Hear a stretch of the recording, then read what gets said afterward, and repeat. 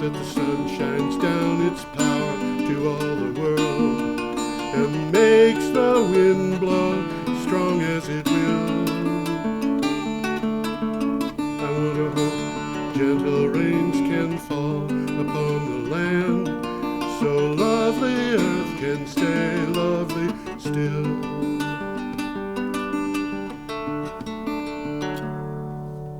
Hello, ladies and gentlemen. Welcome to the 331st edition of Energy Week with George Harvey. That's me. And the amazing Tom Fennell. In the flesh. In the flesh. Tom is a true philanthropist. And I won't go through all the wonderful things he's done because it would embarrass him. But it's true. He does some pretty nice things for people. And I want to start out with our commercial. Yeah. Yeah. Okay. We got a donation from Colorado. You told me that. And this was Garrett, Dr. Garrett Blanchette. And I sent him an email, and I said in the email, thank you very much. Are you related to Sylvia Blanchette, who lives here in Brattleboro, and whose husband, Tomas Fricke, has been on this show. He came from Indonesia, you remember, and was talking about... Yeah. I remember him. Anyway... He's not an Indonesian, though. No, he's not. He's German and American. But Dr. Blanchette sent me an email back and said, I didn't know you knew my sister. That's not exactly what happened, but it was close. Anyway, what we are doing here is we're trying to support BCTV, because without BCTV, we're not going to have a show. And BCTV has asked us to come up with $480 a year to keep the show going, because they have got a bit of funding pulled out from under them by the Trump administration. And, well, he had to justify a tax cut, so got to get that money from somewhere. You know, what I'm reading is we're heading into a recession. I've been reading that too. And who is going to be hurt in that recession is the people he hasn't helped. Yeah. I mean, this is bad. This is really, it is infuriating. And he'll take credit for everything except the recession. Oh, absolutely. He'll blame that on the Fed. Yeah. You know, I mean, you start a trade war, you know that everybody is going to get hurt, because that's what always happens in a trade war. But it's going to be easy to win, which is why I don't know. I shouldn't do that. Anyway. Let's move along here to cheap renewable energy. Well, hold on, because I have to ask people to donate for the show. Well, that's what the commercial is, isn't it? Yeah, that's right. You go to BrattleboroTV.org, and on the front page there, I think it's at the bottom of the page, kind of in the middle, is the thing that says support local programming. If you click on that, it'll take you to a place where you can make a donation to BCTV using Master. So you can do it electronically instead of writing in absolutely, a check and you can do it by PayPal, you can do it by credit card. But when you make the donation, when you figure out the amount, right below the amount entry box is another thing that says something about instructions. And if you put in there that this is for Energy Week, it will be credited to the $480 that we need. So that'd be helpful. And we've got a little more than half of that money donated so far. Well, we're moving along. Yeah, we are. And I'm going to continue this commercial until that's made up, and then I'm going to continue it anyway, because BCTV needs more than $480 by far. And without it, we're not going to have the show. And the fact of the matter is, we may not have BCTV. Yeah, and there's other towns as well. Every public access station probably in the country has the same problem. They all need donations. So if you don't want to donate to us, you can donate to BCTV. You can donate to whoever your local station is. Keep it going. Anyway, should we start the regular stuff? I think we ought to start, yep. Tom doesn't like commercials. Every day I get up and I start looking at the news and do web searches and things like that for items relating to energy and climate change. And the articles that I find that I think are interesting, I put together for each one a 50 to 55 word synopsis, roughly, with a link to the original article, possibly a photograph from the original article, possibly from Wikimedia Commons or something. Yep. Have a really good photograph today It'll be a next week's show. Uh-huh. Greta Thunberg is on that Oh. yacht coming across the Yes, country. yes, yes, I've And been we reading have about got a picture of that yacht that really shows you what it is. It's pretty primitive. Man. This is not a luxury yacht. No, the toilet consists of a bucket. That's pretty primitive. My guess is that she's not going to be taking any showers coming across that ocean. It's going to be 2 didn't weeks think there was in any. a racing yacht. This thing Yeah. looks like it would just fall over. It's so narrow. Well, it's certainly not a luxury liner. Not a luxury liner, and it is crossing the Atlantic Ocean from east to west, which is slowways, during hurricane season. So Well, she didn't want to use energy. she didn't want to use energy, and she said a passenger ship is as bad as an airplane, which it apparently is. So anyway, I get those, I put them together, I put them at my blog, which is geoharvey.com, geoharvey.com. And if you hear us talk about an article that you want to read, you can go to that blog, geoharvey.com, and you can click on the date, because we're going to try to keep you apprised of the date as we go through this. And it's at that point, it's pretty easy to find the given article. Well, some of them are worth finding. Yeah, absolutely. Some of them, I'll try to call your attention to some of the better We've got ones. a very important one We've coming got some in. good ones coming up this We week. do Yep. indeed. So let's move along well, here. let's do that. Okay, our first item is from phys.org. Phys is P-H-Y-S. And we have a very dull picture here of Let's see if I can't get the picture of up. a hydrogen bottle. Okay. There we go. There we Bon go. Jove. A hydrogen tank. Isn't that exciting? Aha. It's, I don't think we're going to wind up going into a hydrogen economy, but the thing about hydrogen, when you burn it, it just gives you water. Yeah. You can't do much better than that when it comes to climate emissions. I mean, the people who want to complain about how we calculate greenhouse gas emissions, I've heard, they get their information from Breitbart or Heritage Foundation. They say water is worse than carbon dioxide as a Well, technically it is, but it falls out of the sky. Yeah. I mean, the amount of water in the sky is a constant. So you put more water in, it just falls out. What do you have for a title? cheap renewable energy. Cracking the photosynthetic process that enables plants to split water. This is important. Yeah. This could have earth-shattering consequences. Yeah. Scientists have identified an important photosynthetic process that enables plants to split water and powers all plant life on Earth. The process could make possible a limitless supply of cheap, renewable fuel. And I want to point out, you get this limitless supply story about nuclear fusion. Yeah. It's not a limitless supply. Well, you still got to deal with all of that byproduct. You got to. The problem with nuclear It's got a half-life of hundreds of years or thousands in some cases. The nuclear fusion thing, which Yeah. is the business of taking hydrogen atoms and smashing them together, They've been working on that as long as I've been alive, I think. I think so. The problem with that is it isn't from water. You can't go to a well and pull water out and put it into one of these things and expect it to run. It's got to be half deuterium oxide, which is about, I don't know, 1/6% of the water. Heavy hydrogen. Right, and half tritium oxide, Which is heavier hydrogen. yeah, and that doesn't It's not common. doesn't even occur in nature. It does, but in amounts so small that you couldn't take it from nature. You have to make it. And what do you do to make it? You make it in a nuclear reactor. Okay. Well, this process so far is not solved. And it's an interesting statistic. Enough sunlight hits the Earth in a single hour to power all human activity for a year. For a year, yeah. So there's an opportunity there. Well, there's huge opportunity. Huge opportunity. One of the things that's interesting about this is that if you can split up water, which there are ways of doing this that are sort of in the ballpark of being economically feasible, and people are working on those. If you split up the water, you get oxygen, which I don't think is going to be a problem putting that into the atmosphere, and hydrogen. And the hydrogen burns, and when it does, it takes the oxygen that you put in out, and it puts water in. And this is not a serious problem. I don't think so. and they will get it.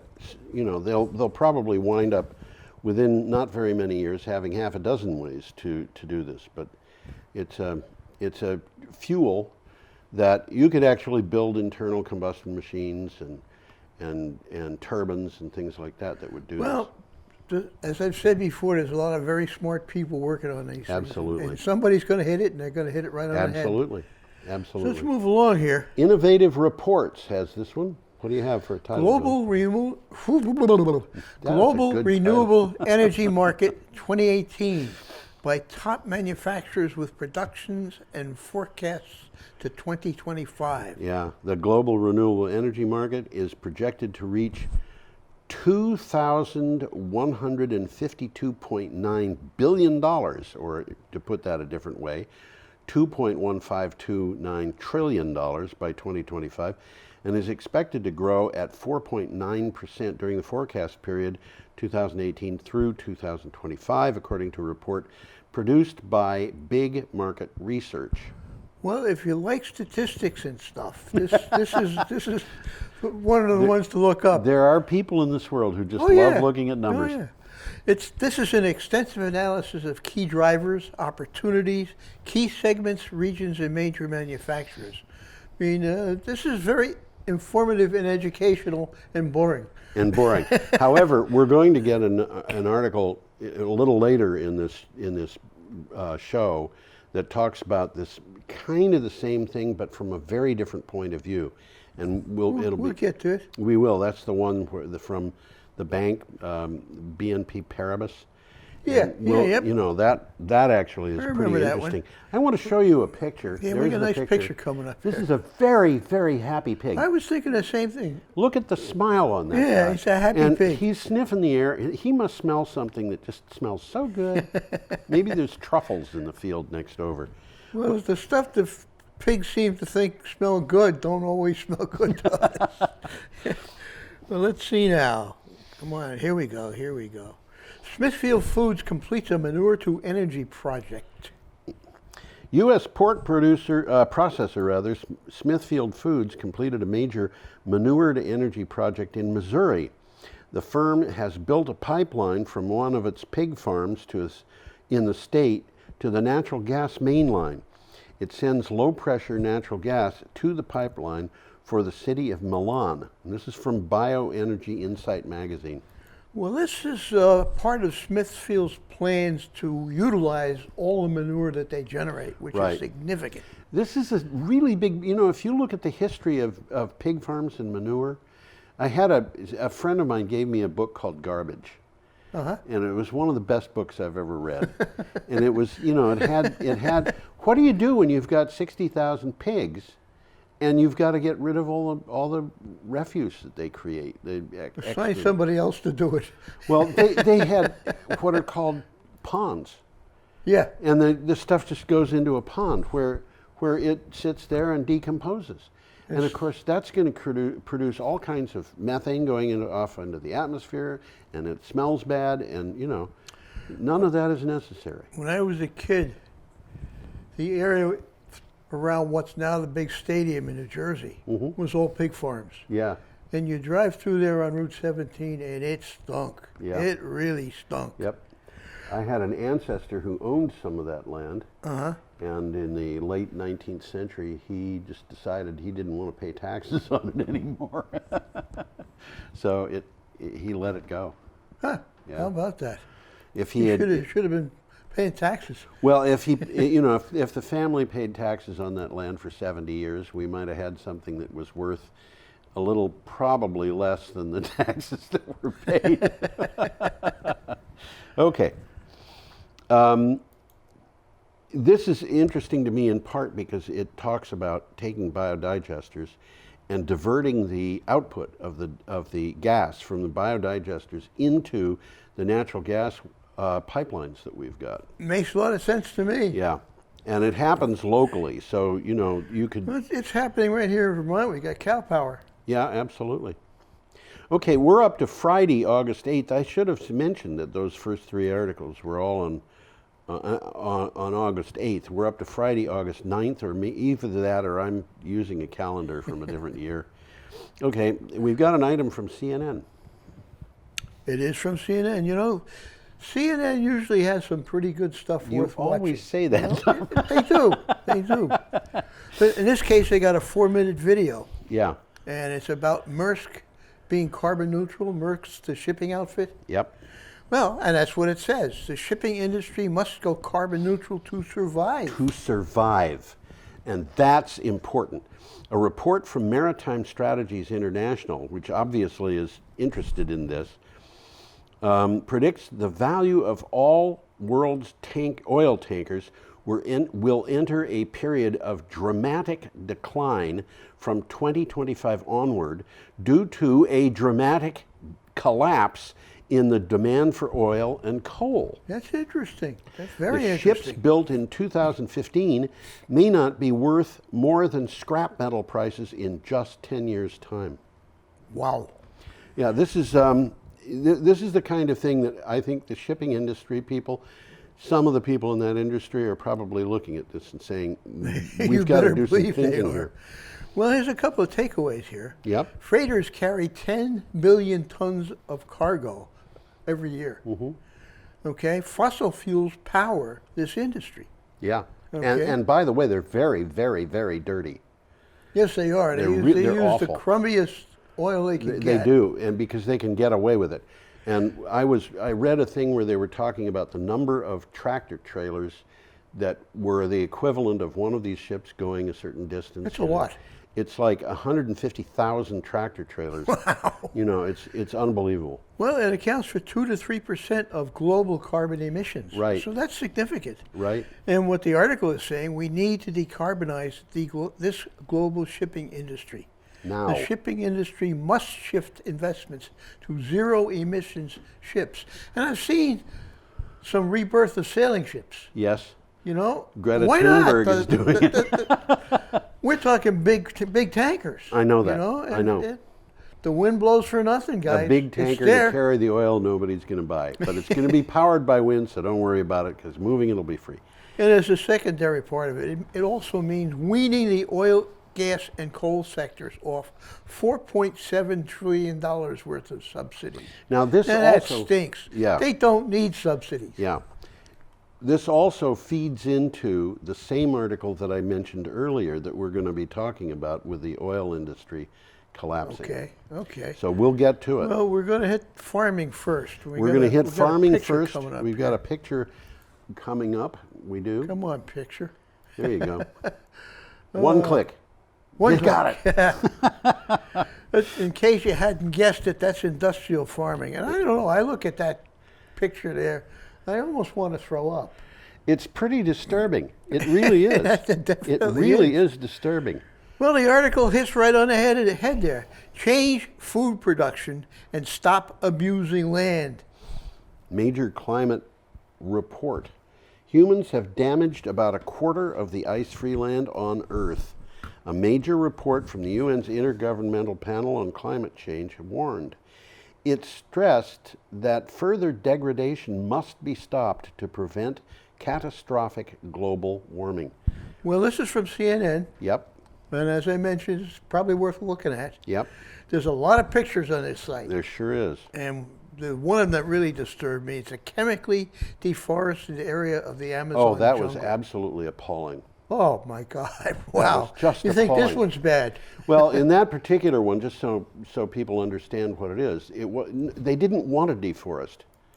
It was just that something got loose and got into the water and it killed the forest. And Was that what happened? Yeah, and I mean, this is one in which there's like ponds and river and all that stuff, and it's all red. Yeah, yeah. Well, those forests were killed. I think it was it was kind of like those coal ash dam breaks that we've had happen in the United States. We've talked But about it's that. industrial waste that is just getting into the Amazon River basin.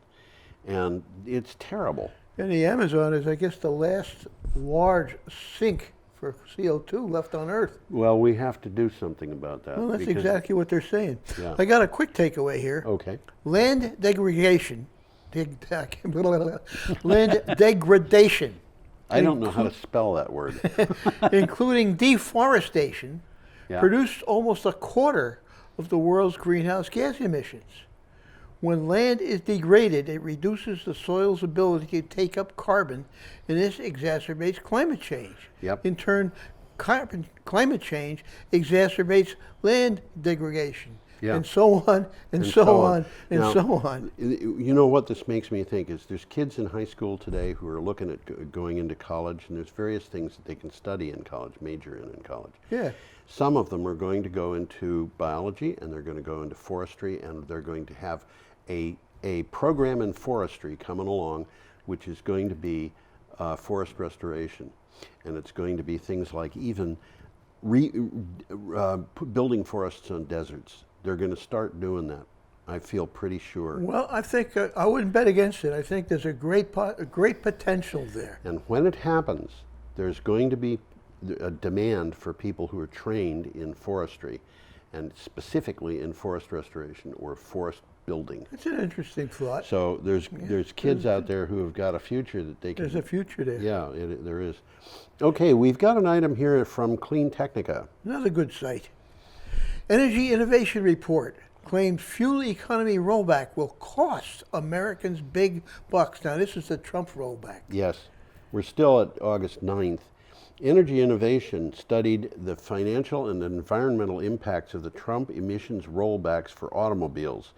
It concluded in a report that the administration's plan will cost consumers billions of dollars while adding significantly to carbon emissions. Well, the takeaway from the article is the federal government is committed to blowing up the deal made by the previous administration with automakers. Yes. And we talked about that on the show. Yes, we have. The economic impacts to consumers will grow over time as significant fuel savings come with stronger standards. Yeah. Okay, this is that sentence is opposing what Trump is doing. Yes. The current administration is laying bare its deep commitment to the fossil fuel industry at the expense of its own citizens. Now, this is important. They're committed to the fossil fuels industry. Look at what happened with the coal industry, that Trump digs coal. When was the last time you heard Trump say that? Not too much lately. Not too much lately. And why? Well, because the number of people who are employed in that industry has not increased, and the industry is just getting deeper and deeper into trouble. Well, we talked about what the impact was on Appalachia. Yeah. And particularly West Virginia. Yep. And these mines are just closing. The companies They're are going closing. bankrupt. That's right. And the article we talked about had the bankrupt people who were stiffing their workers. Yeah. Now, what's happening is gas burning and diesel oil burning cars, that whole industry is going into recession right now. They're selling about 5% less than they were selling last year. This is worldwide. And the electric cars are just burgeoning. I mean, I think The only thing that's keeping them from exploding is the infrastructure. It's not which there is yet. being built up. Which is being built. Yeah. Tesla's sales are, I think, up 70%. And Tesla is building the Something like that. It's helping build the infrastructure. Just so everybody knows, Tesla is not the biggest electric car builder in the world. No, the Chinese have about 3 BYD of them is. bigger than Yeah. BYD is selling 30,000 electric vehicles a month, and they've got farm tractors, buses that carry 100, articulated buses that carry 100 people. They've got mining equipment. I'm talking about big trucks. Big stuff, yeah. So, Well, Tesla has put in a recharging station right here in Brattleboro. yeah. As a matter of fact, if you look at the next picture that's coming up, you'll see some of what Tesla has already put up in Brattleboro. Yeah, Which it's not, the picture is not from Brattleboro, but No, but what this article is saying is that the Trump administration's rollback on emissions, which is designed to save money for the auto industry, It's gonna cost is people going to money. cost people money. And by the way, not all companies in the auto industry back this change. well, no, we talked about that. Yeah. They're more interested in, how would you say it, planning. They're interested in, They got to plan ahead for 5 years, and Yeah. if this is going up and down, they don't know what to do. They need stability. Stability was the word I was looking for. Yeah, okay. Exactly. We're up to Let's Saturday, get this August picture that 10th. we're talking about. Let's look at the picture. This is not a picture from Brattleboro. This is a picture from someplace else. And you can there's tell those by little- looking at it that There's those little recharging stations in the background that Yeah. Brattleboro has now. And the image on the hood of the car and on the window is a reflection of a palm tree. So I think this is probably from someplace yes, it is. It's a palm little tree, isn't it? little farther south than Brattleboro. Okay, didn't that's a even catch Tesla that Model one. 3 and another article from Clean Technica. Tesla Model 3 outsold BMW, Mercedes, Audi, and Lexus competitors in the second quarter in the USA by a landslide. By a landslide? Yeah, let's say. No car in its category comes close to matching Model 3 for sales.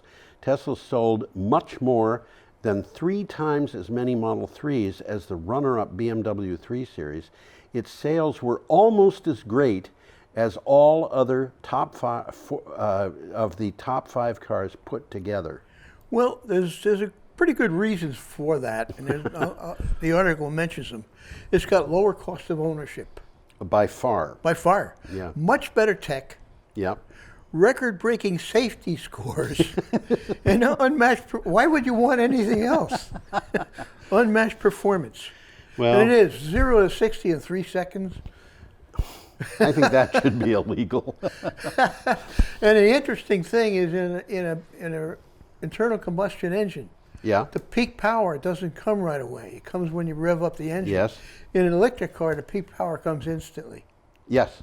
It's almost constant. There are cars where they're taking advantage of a slight change in there by having 2 forward gears. But really- most electric They cars, don't need them. They don't need it. there's and if you think about the things that you avoid with an electric car, you don't need a transmission. No. You don't need, you don't exhaust, carburetor, all of that stuff is gone, obviously. You don't need a gas tank. You do need a battery, but you don't even necessarily need a differential. Well, I saw a pickup truck Yeah. that got 0 to 60 in 3 seconds. And they had 4 motors, 1 in each wheel. Yeah, that is a strategy. So you've got all-wheel drive. Yeah. Okay, now Well, this next we've one, alluded to this one already. we on a couple of occasions. This comes from a publication called The National Interest Online, and this is one of those things that I think is critical for people to know, but mainstream media is not really covering it as well as it could.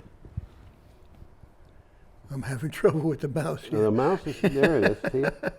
Well, It's on the picture of me. I see it now. Yeah. Okay. Sometimes I lose. It's There's easy a to- little tiny hand on the screen that I'm watching it. And sometimes it's gone again. It's gone. The people who watch this show probably don't realize They don't how- see the mouse. no. They don't see how complicated this system that we've got is.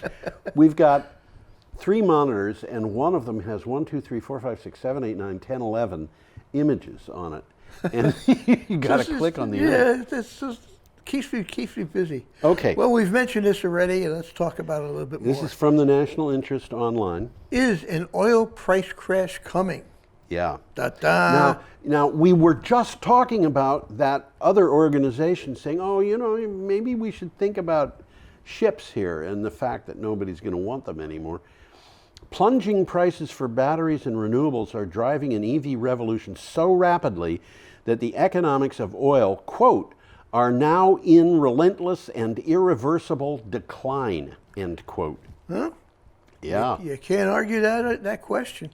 That is the startling conclusion of a detailed analysis produced by BNP Paribas, which is the world's 8th largest bank in total assets. Now, this article was written, BNP Paribas is a Parisian bank. It's based in Paris. And it is, if it were in the United States, it would be the 2nd largest U.S. bank in terms of the assets. Okay. Morgan Stanley, I think, is the one that's bigger. It's bigger than Bank of America. This is a huge bank. They hired Mark Lewis, who is, I think, English, and we've had things about him on the show from time to time, and of course, probably nobody remembers that except me, and that's just because my mind malfunctions from time to time, squirrels things away that I don't need. They came to this is the bank that came to this conclusion. Yeah. Yep. So National Interest Online happens to be reporting it But honestly, I think this should have been at CNN, BBC. Maybe it wasn't. I just missed it. Didn't catch it. Well, let's read some of the takeaway here. Yeah, let's do that. The economics of renewables are impossible for oil to compete with electric vehicles. Okay, so it's the money. Yeah, That's what's going to determine it. When electric vehicles get to a certain point, it will be cheaper to make electric cars than to make cars with internal combustion I think we're almost engines. there now. I think we're getting very close, and the thing that's holding it back is the cost of the battery, and the battery prices And they're are going coming down. And you know, Wright's law, we've talked about Yep. that, tells us that it will continue to come down, and the rate of decline is probably going to be more or less continuous. So these things, 5 years from now, I think we can count on it. These internal combustion cars are going to be too expensive to buy. Bingo. Well, they'll go into that.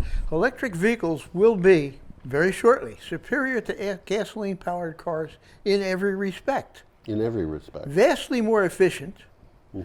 Solar and wind power and batteries have seen staggering price drops in the past decade. Yep. And if you watch this show, you know that, because Yeah. we've been talking about it. Yep. And are projected to see equally big drops in the coming years. Yes. So it isn't over yet. It's still No, dropping. not over. The cost of running EVs is dropping so rapidly. The only way gasoline cars can compete is if the price of oil were to drop to $11 to $12 a barrel. Just think about that for a minute. I mean, what's it's selling for what, $30 now, and that's low. I think it's more than 30. It could very well be. But there's a point at which No, shale oil. it says here it's over 50. Yeah, there's a point at which shale oil is not. You can't extract it and make money below that amount, and that amount is in excess of $50 a barrel. So. So they're Shale losing money oil, on shale oil right now. and of course, if the oil industry goes south, the fracking industry is going to go south with it, and because they're so closely interrelated. Well, the other thing about the fracking industry is they're not realizing the amount of oil that they anticipated. Yeah, and what's happening here is if the price of oil goes down that far, which it will have to do for the business to stay in business, all of the oil companies that can't compete at that level will go under. Yeah. And their assets will have no value. Yeah. And what will happen at that point is the people who are transporting, the people who are processing, you know, the cracking and all the rest There's of a that whole stuff. chain that's going to suffer. Whole chain. And what they have to do, they have fixed costs, their marginal costs. They have to cover those costs with the smaller amount of oil that they're processing. And the only way they can do that is by jacking up the price really, really high. So you can have a situation where this is a lose-lose situation, isn't it? You've got low price at the wellhead, and the people who are doing the wells are really suffering, and you've got high prices, very likely, for the people who pay at the pump, and the guys in the middle aren't making any money. Uh-oh. So what do? Well, you try to get as fast as you can into having electric vehicles, electric infrastructure, electric generating, wind, solar, hydro, whatever it is you've got there, in order to be able to continue operating. And what have we got right now in this country? We've got a government that wants to resist that process. Well, they are doing you-know-what into the wind. Yes. That's right. Okay, should we Now, go let's on? move along. We got another nice picture coming We have up. a nice picture and a distressing this is a article. Nice picture. This is a nice picture. Isn't Come it? on, picture. One click. One here click. we go. One click. There you By go. jolly. Why don't you show people the 2-click thing, just for the fun of it? Do 2 clicks. 2 clicks quick. There you go. That's the problem we had last week. Now we know how. Now we know why. Why? Okay. So That's a nice picture. That's the Gulf of Mexico. It is, and it's kind of the source of the Gulf Stream, which is what we're going to be talking about in an article from phys.org, which is distressing. The Gulf Stream is slowing down. We've mentioned this already on the show. We have, yeah. That could mean rising seas in a hotter Florida. Yeah. And it's because this article came from Florida. Yes. The Gulf Stream, the warm current that brings the east coast of Florida the mixed blessings of abundant swordfish, mild winters, and stronger hurricanes, may be weakening because of climate change. It has reached its weakest point in 1,600 years. Well, what the article adds on to that, and we've talked about this on the show, but I'll repeat it. The Gulf Stream forms part of a clockwise system of currents that transports warm water from the tropics up the east coast and across the Atlantic toward northwestern Europe. Mm-hmm. That's why England, which is much farther north than New York, England is actually warmer than New York. In the winter. Well, all year round, no, I guess. not really. Well, definitely in the winter. Not in the summer. Not in the summer. Not in the summer. Okay. I lived in the southwest of England. And it didn't get that hot. The house that I lived in, which had no air conditioning, because it didn't need it, the temperature in the house never went above 63 degrees all summer. No kidding. Yeah. Wow. It's very cool in the there's nowhere near the difference that we have between summer and winter. Well, there's more to what I was saying about the Gulf Stream here. Yeah. In the frigid climate near Greenland, the water cools, sinks, and flows south again, rolling through the deep ocean toward the tropics. Yeah. So it's a continual stream. So climate change will lead to a slower Gulf Stream in the future. Right. And they go into the possible effects of that. Yeah. And none of them are good. None of them are good. Yeah. Okay, we're up to Sunday, August 11th, with an item from Smart Energy. It is that, from South Africa. Yeah. Solar energy market to grow at over 35%. A research report published by market research and strategy consulting firm Global Market Insights, Inc. projects that the solar energy storage market will surpass an annual installation of 3 gigawatts by 2025. One of the forces adding to this growth is the advent of EVs. Well, yes. And from the article, scalability and suitability for large-scale applications are driving the flow battery-aided solar energy storage market growth. Yeah. And we've talked about that here, too. We have indeed. There are people making innovations in batteries. Right. And they're getting cheaper. Yep. And well, we got another picture coming up. We do Let's indeed. This is a weird picture. It's a very strange picture. It is a weird picture. This came from Wikimedia Commons. I wanted to find a picture for this article, and I looked for pictures relating to permafrost melt. And that is an effect of permafrost melt. Well, and you know, I think that if you got that timber or whatever it is off that railroad track, I don't think that you could move a train down that track at any speed at all. I think that's why the timber is there. Yeah, I think a train that you tried to move in terms of inches per hour would probably derail on that track. I think it would. Yeah. It's really, that's pretty wicked. Yeah. For what is worse, Svalbard is the head of the location of the Doomsday Seed Vault. Yeah, where they're saving all these. It's one of the northernmost places, populated places It in the world. is the northernmost populated place in the world. Okay. Year round. Okay. Okay. And it's also called Spitsbergen. That's right. And this is from Charleston Post Courier, which is Charleston, South Carolina. And what's the connection? I don't know. But well, as the world gets hotter, yeah, environmental consequences get worse. In this particular case, the permafrost, which melting. is supposed to be permanent, yes, that's is why melting. It's called permafrost. Now, and it's not just in Svalbard. It's happening in Alaska. Everywhere. July, this is mind-boggling. July was the 415th consecutive month with above 20th century average temperatures worldwide. 35 years, baby. Yeah. The 5 warmest years on record were 2014 to 18. 2014, 2015, 2016, 2017, 2018. And somebody at the Heritage Foundation or Breitbart is going to tell you that that's phony information. This year is on track to be one of them. This year is on track to replace one of those 5. Things are heating up, and as they do, the destruction to our environment and economy only gets worse. And I want to point out something here, Tom. they say, you know, what's the big deal? You know, 3 degrees Celsius? What's the big deal? That's nothing. That's nothing. 3 degrees Celsius is the difference between Greenland being ice and Greenland being water. Yeah. And that's not nothing. Well, as we've mentioned, if ice melts on the ocean, it doesn't raise the ocean level. But Greenland, if ice melts on the land, Yep. such as Greenland, Yep. it does raise the ocean Yep. level. And it could raise it a lot. And Greenland, I mean, the ocean also is warming up at that 3 degrees. Yep. And that means the ocean is expanding because Yep. it's getting warmer. We've got a serious problem here, and we've got people who want to argue that it doesn't exist.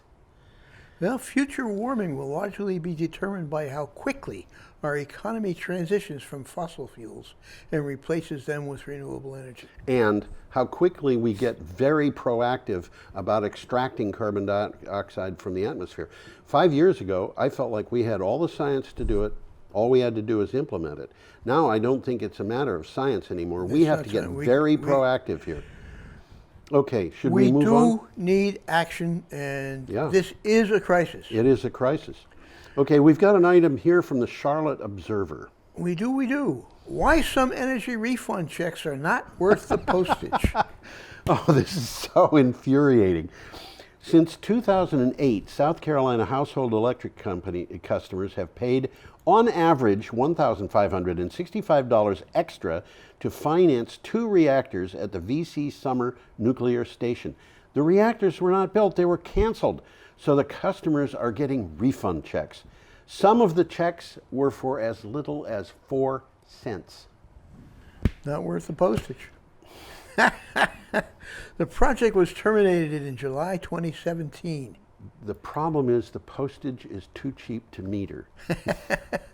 After years of budget overruns and construction delays, Yeah. they threw in the towel. Yeah. Okay, as it turns out, $60 million spread among 1 million people isn't that much money for most customers. It's not. And that's what's happening. Yeah, they're getting $60 on average for their $1,500 and whatever dollars. Okay, we're up to Monday, August 12th. And we got a We picture have a here. picture here of just another coal-burning power plant. Let's see if I can get the picture up. Yeah, there it is. Golly, I think I did. And we have an item from ThomasNet News. I don't know them. Yeah, well, I see them fairly frequently. I don't use their. I think they're, well, doesn't matter. I think they do, like, yeah. Well, as you may have guessed, that is a picture of a coal-burning plant. Yeah. And pollution rising from the stacks. Yep. And water rising from the cooling towers. The cooling towers are the fat ones, the stacks are the skinny, tall ones. And the reason why the smoke coming out of the stacks is black on the bottom is because it's smoke. And the stuff coming from the fat things is just water vapor condensing in the air.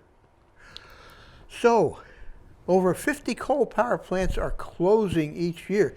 And we continually are referring to this. It's going on and on and on. And Donald Trump said he digs coal, and he hasn't stopped it. So now I think, you know, he can't stop it. He knows it, so he doesn't dig coal anymore. Power companies are forecasting to retire coal facilities that currently offer about 17 gigawatts of capacity by 2025. Shuttering these plants is a complex multi-year process that includes decommissioning, remediation, and redevelopment. Last year, 13 gigawatts of coal burning capacity was shut down. That is the equivalent of about 20 of the Vermont Yankee. Well, what the article says, approximately 550 coal-fired power plants were retired since 2010. Yeah. The reasons included flat demand, Yep. and increased competition from natural gas and renewable energy. And of course, what happened was all of this got blamed on Barack Obama. Yeah. You know, Well, it's easy to blame. it's easy to blame. It's hard to act, though, and you know, we haven't seen great numbers of coal miners rehired, and in fact, Well, we've been talking about we're going to that. have West Virginia's in bad shape now. Yeah, and our next 2 items are both about coal. Let's do them. The first one is from The Guardian. Australia, coal use is an existential threat to the Pacific Islands, according to the Fiji Prime Minister. The Prime Minister of Fiji has warned Australia to reduce coal emissions and do more to combat climate change as regional leaders prepare to gather in Tuvalu ahead of the Pacific Islands Forum this week. He referred to these emissions as quote, an existential threat, end quote, facing Pacific nations. Now, we have another item on this? We do. Well, let's touch base with, let's do that. What's going on here. Tuvalu is a country of 11,000 people. A little bit Not smaller a heck than of a lot. Brattleboro. It's just north of Fiji, Yep. which is one of the most vulnerable to rising sea levels and could be rendered uninhabitable in the coming century. Mm-hmm. So it is very real to these people. Yeah, every one of them is going to have to move. They Tuvalu all have to move. And small island countries are already going underwater. And we Yeah. talked about that on the show. Not, by the way, not all of them. The ones that are based on that have mountains They're okay. They will survive, and the people in Tuvalu are taking a fair amount of money and using it to buy land on islands, that have with mountains. Yeah. Well, let's move on. Okay, the next one is from The Guardian also. Okay, coal is over. The miners are rooting for a Green New Deal. This is really interesting. The coal mining industry in Appalachia is dying. It's something the people there know better than anyone else. Some in this region are pinning their hopes on moving on to alternative solutions, including rising Democratic star Alexandria Ocasio-Cortez's Green New Deal. Which we talked about. Coal miners are starting to support Alexandria Ocasio-Cortez instead of Donald Trump. This is interesting. This is in West interesting. Virginia. Yeah, this is interesting. Well, it's a long and interesting article. Yes. And it's really a kind of a scary story because it's about vampires. Okay. These coal mines are the undead. Yeah, they are. And, you know, the coal miners, we've got about 50,000, 52,000 coal miners in the United States today working. 100 years ago, we had like 500,000. And this downward trend in coal has been going on for that whole time. You know? Well, the University of West Virginia estimates that coal production will continue to decline over the next 2 decades. Yep. Over 34,000 coal mining jobs have disappeared in the last 10 years. Trump has promised that he would bring those coal mining jobs back. Ain't going to happen. It ain't going to happen. He also promised the farmers who are being hit hard by the trade thing that he did that they would get help. And what did they get? One guy was complaining that he got a $6,000 check. And the problem is... He couldn't cash it. No, he could cash it, but the problem is it doesn't even, it is just a small portion of the money that he's lost.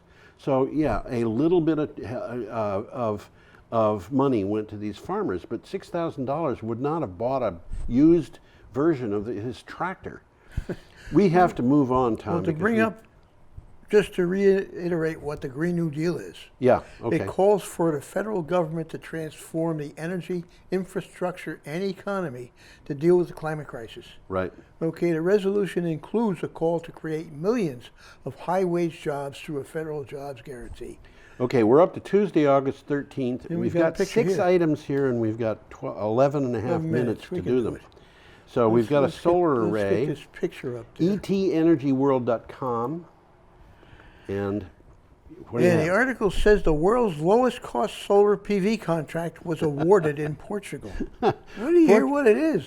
Portugal is a country with the world's lowest cost solar PV contract. The lowest tariff awarded in the country's last solar PV auction held in July was just 14.76 euros per megawatt hour, and that comes to 1.654 cents per kilowatt hour. Now, how do you a penny and a half. Yeah, a penny and a half, basically. Just think about, you pay 16 cents for electricity. Yeah. They're selling it for a tenth of that. Yep, that's what's going on. And if we had that here in Vermont, we'd have significantly lower rates, but it would require a complete change to get there. Well, this came from ET Energy World, which is from India. And they do a good job. They do indeed. Our next item is from Clean Technica. Solar power is playing a growing role to save the bees. After the worst bee losses on record, the U.S. Department of Agriculture announced that it will no longer track honeybee populations or collect data for its honeybee colonies, a report. This is like... They're playing games. They're just hiding the truth. I'm not a good driver, so what am I going to do? I'm just going to wear one of those things that people wear that, you know, that they put over their eyes to go to sleep. However, solar companies are increasingly stepping up to provide havens for bees. It's you know, they put beehives under the solar Well, panels. the article's got a bunch of pictures, and it shows two things that are important here. Pollinator-friendly, I can't even say it. Pollinator-friendly plant seeding. Yeah. And bee boxes under the panels. Yes. Okay, they're what we call beehives, but they're square boxes. Our next item is from Renew Economy. We do have a picture here. And well, I just wanted to say that oh, in this go ahead. particular case, there's a 2.6 megawatt project put up by Elizabethtown College. Okay. And they're doing exactly this. They're planting Yes. the trees, they're planting the crops, and they're putting the and they got 60,000 commercial honeybees, and each one of which is making a tiny amount of money every year. well, they're helping local farmers quite well. They are. Okay. Those honeybees are more important than the honey that they produce because they pollinate. They pollinate, yes. Okay, That's what the article's really about. Yeah, our next item is from Renew Economy, and we have a nice Okay, picture. another picture. Yeah. We do. It's already up. There you go. There we go. Wind power costs and prices driven to new lows in the U.S. Wind power is enjoying a prime period in the United States with record low technology costs, spurring strong investment as local production of the components, and this is important, local production of the components helps projects avoid the worst impacts of Trump's trade war with China that has hit the solar market hard. Well, the wind sector supports more than 114,000 jobs. Much of that is in installation, Yeah. I would expect. GE is commanding the largest market share of wind in the U.S. market. In the U.S. market. Okay. And this is a big deal for GE because Oh, yeah. they've had... It's going to save GE. It might. They bet really heavily on natural gas about 10 years ago, Yeah. and they Yeah, it have was a lost mistake. a huge amount. I think they lost 60% of their value. Well, this is about wind power, and the article says turbine capacity, rotor diameter, and hub height have been increasing drastically. Yep. Okay, we're up to Wednesday, August 14th, and we have an item from PR Newswire. Well, we're already in Wednesday, aren't we? Or did I miss it? Yeah, I guess I missed it. This is the SoCal Gas. I got it. I got it. Okay. I just don't say that it's another day. So it's just poor okay. note taking. Okay. SoCal Gas and I can't even pronounce it. Electrokia announced commissioning of new biomethanation reactor system pilot project. This could be important. Yep. Southern California Gas Company and Electricia announced that they are commissioning the nation's first scalable biomethanation reactor system at the National Renewable Energy Laboratory's Energy System Integration Facility. Well, it's for storage of renewable energy. Yeah. Okay, and Electrokia, by the way, is from Munich, Germany. Well, what they've got here is the Electrokia. The electro is from an obvious word, but the archaea comes from archaea, and the archaea are kind of very primitive microbes that are similar to, but more primitive than bacteria.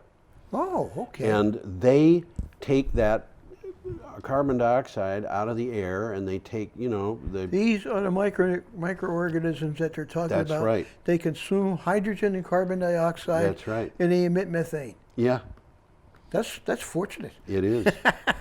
It reminds me of a very bad joke that I heard during the gas crisis, which I will not repeat, but nevertheless, it has to do with things producing fuel.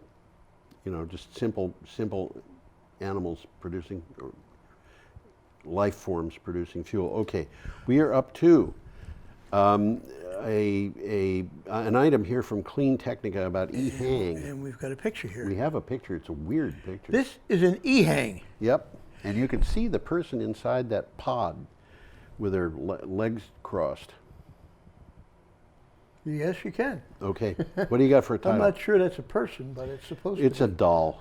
What do you have for a title? be. EHang wants to start an eVTOL service in Guangzhou soon. EHang. And we got to explain what that Yes, means. absolutely. EHang, which is a company, will build a fleet of autonomous passenger air taxis and low-altitude freight aircraft, possibly making it the world's first operational urban air mobility company. The government of China has sanctioned the company, and the city of Guangzhou is hosting the pilot program. Basically, this is autonomous, which means you don't need a driver. You just say, I need a helicopter ride. Well, and you helicopter. got what's basically a laptop sitting in front of you. Yeah. I guess it's on a dashboard, but you Yeah. just push a button, and It takes you where you want to wanna go. Yeah, and these things are not cheap. This is an interesting website. It is. It starts off with a 7-minute video, Yes. which is in Chinese. So you you can don't enjoy the understand what pictures. they're saying. You can see the pictures, and it shows Yes. you what this thing can do, and it blows your mind. It's absolutely mind-blowing, and companies are getting into this kind of thing. A lot of companies are getting into this. This is something that, This is the future. yeah, my father had this vision when he was a kid in 1922, of I'm going to put things it back flying up. around. Things flying around the countryside, and This is the future. this is the future. And the vision of the young child in 1922 is coming to pass 100 years later. Okay, our last item is from CNN. Well, we got to hurry. We got 3 minutes left. Oh, we've got plenty of time. States sue to block EPA's coal power plant emissions rollback. A coalition of states and cities will ask a federal court to block the Trump administration's overhaul of regulations on emissions from coal-powered plants. The so-called Affordable Clean Energy Plan shifts regulatory authority to the states and offers hope to the struggling coal industry. It offers hope, but is it a realistic hope? I don't think that there's no way this industry is going to be able to survive We haven't regardless. heard the end of this. This is No, we haven't. But this is like, I don't know. There's a video on this system. It's a CNN article. Yeah. Iowa farmers are letting their fields go wild on purpose. Yes. And cornfields and other farm fields constitute a good carbon sink. Yes. And we've basically what's happening here is that the Trump administration still is trying to keep the coal burning power plants open, so the coal miners are going to have jobs in the future. It ain't going to happen. It ain't going to happen. This thing came up. Next thing I see, and it didn't make it into this week's television show, but it came up anyway, was Donald Trump, his administration, wants to keep the coal miners going, and what's the next thing that happens? A company says, well, we're closing this coal plant, which we were planning on closing early, but we're going to close it 2 years earlier than that. Mm-hmm. Because it ain't making money. They're not making money, yes. And this is a matter of how do you keep ancient technology going? I mean, if you had a coal mine, a coal burning power plant is like a car, all right? You have a coal burning power plant that was built in 1969, it's 50 years old. And in the past, a utility would try to keep that open. Yep. If they're making money on it, they would. Absolutely. If you have a car that was made in 1969, are you going to drive it to work every day? Probably not. And the reason Probably is not. because it's getting old, and these coal-burning power plants are getting old. Yeah. They have to be replaced. Natural gas has to be replaced. This year, not this month, but last month, the amount of fossil fuels infrastructure that was being closed, according to Federal Energy Regulatory Commission, was almost exactly the same amount as the amount that they expected to be opened. Well, this is all about politics. Well, this is about economics. Well, yeah, ultimately it's about economics, but in the Time- short run, it's politics. Time to go, Tom. I think it Why- is. why don't you put I'm us gonna- up and let's we'll see if wave I can't goodbye. put us up here. I'll put the "Have a perfectly lovely week" sign up. Okay, guys. See you next Y'all time. come back and see us now, you hear? Yes.